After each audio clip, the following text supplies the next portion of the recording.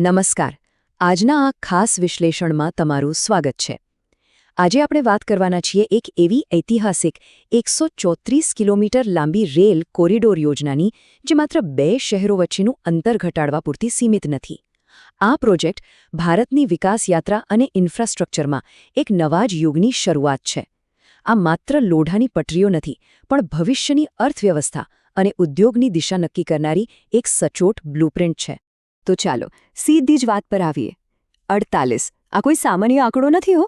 200 kilometre પ્રતિ કલાકની અત્યંત તેજ ઝડપે અમદાવાદથી ધોલેરા વચ્ચેની મુસાફરીનો આ નવો ક્રાંતિકારી સમય છે. વિચારો, આ મુસાફરી હવે માત્ર 48 મિનિટમાં જ પૂરી થઈ શકશે. આ એક અદ્ભુત સમયનો બચાવ છે અને કનેક્ટિવિટીનું ઉત્તમ ઉદાહરણ છે.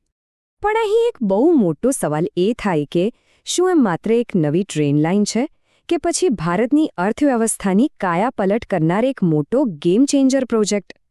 નિષ્ણાતો તો એમ જ માને છે કે આ માત્ર કોઈ સામાન્ય ઇન્ફ્રાસ્ટ્રક્ચર પ્રોજેક્ટ નથી, પરંતુ રાષ્ટ્રીય આર્થિક પરિવર્તનનું એક બહુ મોટું બીજ છે.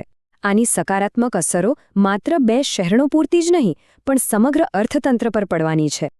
હવે વાત કરીએ આની પાછળની ટેકનોલોજીની. સ્વદેશી ટેકનોલોજી, ધ ઇન્ડિજિનિયસ એડવાન્ટેજ. જુઓ, આપણી પાસે એક તરફ જાપાનીઝ ટેકનોલોજીવાળી બુલેટ ટ્રેન છે, જેનો ખર્ચ પણ વધુ છે અને સમય પણ વધારે માંગે છે, અને બીજી બાજુ છે આ સેમી હાઈ સ્પીડ પ્રોજેક્ટ.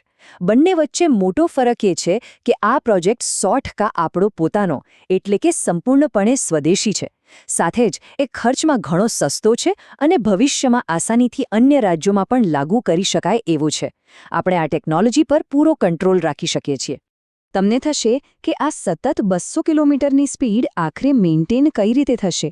તો ભાઈ, આખી કમાલ આ ખાસ તૈયાર કરાયેલા ગ્રીન કોરિડોરની ડિઝાઇનમાં છે.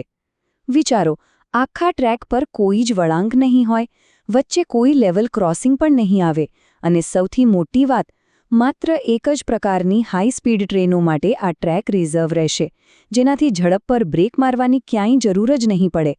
આ એન્જિનિયરિંગનું એક ઉત્તમ ઉદાહરણ છે.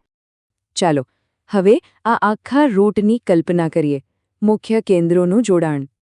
હવે આમાં જે સૌથી રસપ્રદ બાબત છે ને, તે છે આ લાઇનનું વ્યૂહાત્મક કનેક્શન.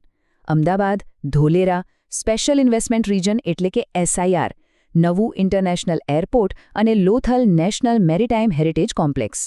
જ્યારે આ ચાર અત્યંત મહત્વપૂર્ણ આર્થિક અને સાંસ્કૃતિક કેન્દ્રો એકબીજા સાથે જોડાશે, ત્યારે કેવું જબરદસ્ત અને શક્તિશાળી ઔદ્યોગિક હબ ઊભું થશે એની માત્ર કલ્પના જ કરી જુઓ.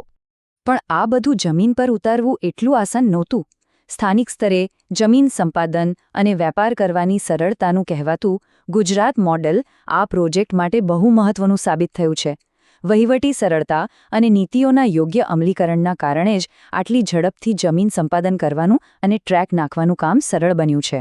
આને કહેવાય ખરી બિઝનેસ રેડીનેસ. આગળ વધીએ ધ રિપલ ઇફેક્ટ તરફ, એટલે કે અર્થવ્યવસ્થા અને PM Gatishakti. PM Gatishakti framework વિશે તો આપણે સાંભળ્યું જ છે.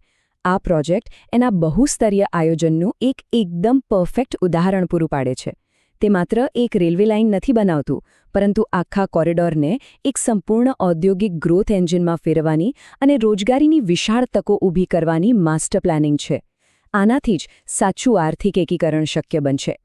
અહીં ભારતીય રેલવે બોર્ડના ભૂતપૂર્વ ચેરમેન અરુણેન્દ્ર કુમારનું એક બહુ જ શક્તિશાળી વિધાન યાદ આવે છે. એમણે કહ્યું હતું કે કાશ્મીરનો પ્રવાસ અને અમદાવાદ ધોલેરાનો પ્રવાસ ભારતીય રેલવેના બે અદ્ભુત આધુનિક ચહેરાઓ રજૂ કરે છે. અને આ વાત એકદમ સાચી છે. આ સ્પષ્ટ કરે છે કે કેવી રીતે અત્યાધુનિક ઇન્ફ્રાસ્ટ્રક્ચર આપણા રાષ્ટ્રની રેલવેની ઓળખને અને ગ્લોબલ ઇમેજને સંપૂર્ણપણે બદલી રહ્યું છે. આર્થિક ફાયદાઓ તો જોયા, પણ હવે વાત કરીએ પર્યાવરણની. પર્યાવરણીય સીમાચિહ્ન ભારતનું ગ્રીન ટ્રાન્ઝિશન. અહીં સૌથી મહત્વનો અને ચોંકાવનારો આંકડો જુઓ, 2 કરોડ કિલોગ્રામ. તમને થશે આ શું છે? દર વર્ષે આ પ્રોજેક્ટના કારણે કાર્બન ડાયોક્સાઇડના ઉત્સર્જનમાં આટલો મોટો અને અકલ્પનીય ઘટાડો થવાનો છે. ક્લાઇમેટ ચેન્જના આ સમયમાં પર્યાવરણ માટે આનાથી મોટી રાહત બીજી શું હોઈ શકે? સિમ્પલ લોજિક છે.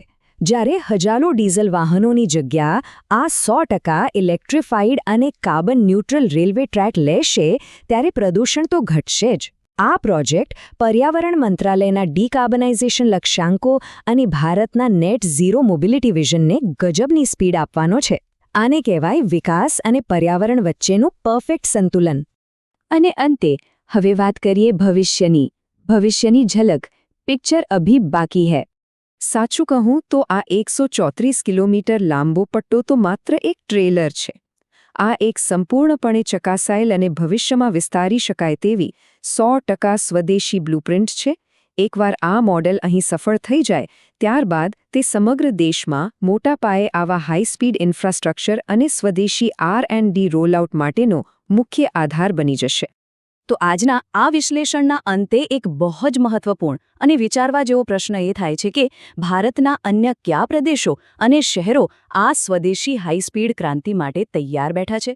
આ અદ્ભુત અને સ્કેલેબલ મોડલ કેટલી જલ્દી દેશના ખૂણે ખૂણે પહોંચશે તે જોવું ખરેખર રોમાંચક રહેશે. આજના વિશ્લેષણમાં માત્ર આટલું જ. ફરી મળીશું આવા જ એક રસપ્રદ વિષય સાથે.